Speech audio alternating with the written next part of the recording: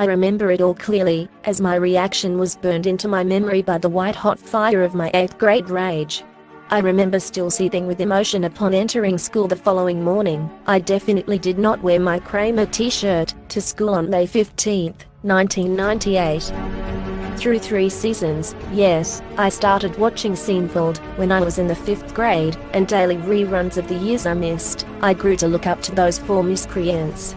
I saw my most misanthropic qualities reflected back in hilarious half-hour chunks. The show asked us to relate to these curmudgeons, these lovable jerks with a refusal to learn. I loved Seinfeld, and it had betrayed me by shoving my 4 comedy heroes into jail to serve out a year-long sentence for criminal indifference. It was like this show, a show where no lessons were taught, actually taught millions of people a lesson that night. If you act like these comedy characters in real life, there's a price to pay. What a world-wrecking note to end on, Seinfeld. It took me a while before I could return to Seinfeld, before I could pop one of the dozen VHS tapes I'd lovingly recorded reruns onto, in order, with labels, into the VCR. It might have taken the show's much heralded release on DVD in 2004 to get me too interested again. Seinfeld once gave me so much pleasure, but I was master of my domain for a good 6-ish years. Rewatching the finale today, now that I'm 20 years older and basically the same age as Jerry Seinfeld when he started the show, I no longer feel the same level of rage I did back then. But then again, do any of us feel things as intensely as we did in school? The thing that annoys me now is just how average of an episode the finale is. The hour-long closer was half of a night of all Seinfeld programming. The first hour was a clip show, and the second hour was, well, kind of a clip show too.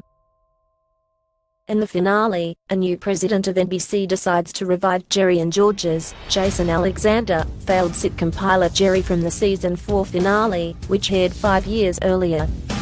As a gesture of good faith, NBC gives Jerry and George access to a private jet that will fly them anywhere. Along with Kramer, Michael Richards, and Elaine, Julia Louis-Dreyfus, the quartet decide to fly to Paris, but the jet makes an emergency landing in a tiny Massachusetts town after some shenanigans from Kramer. There, the gang watches and heckles a guy getting mugged and then arrested for violating a newly established Good Samaritan law. The next 30 minutes is essentially another clip show as 18 characters, or, maybe more accurately, victims take the stand as character witnesses to the protagonist's antagonistic natures. The disgusted jury finds them guilty, and the horrified judge sentences them to a year in prison. The end. A few decades removed from the shock of seeing these characters in orange jumpsuits, Jerry's prison stand-up routine is it's still a lot to take in. I get what writer Larry David was doing. Jerry, Elaine, George and Kramer were selfish people who mugged old ladies for bread, got people fired on a regular basis, burned down a house, burst one bubble boy's bubble, and showed no empathy to the people they deported, or, in one case, indirectly killed through choosing the cheapest envelopes possible. It makes sense now. They do deserve to be in jail.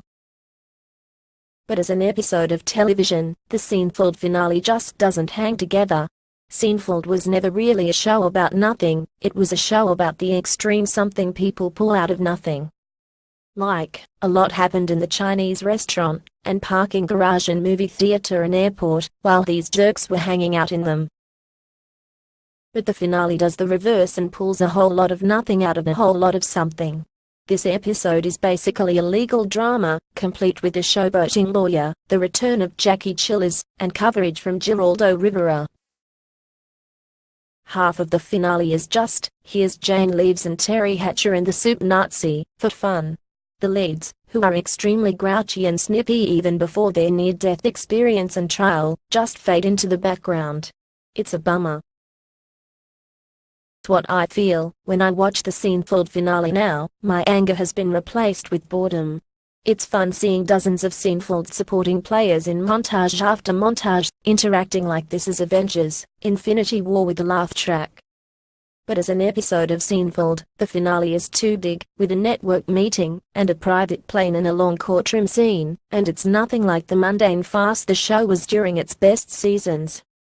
Maybe that's what I was really reacting to 20 years ago, when a night of must-see TV burst my bubble. Nah, I was really just mad about them ending up in jail. But I learned my lesson, pick better heroes.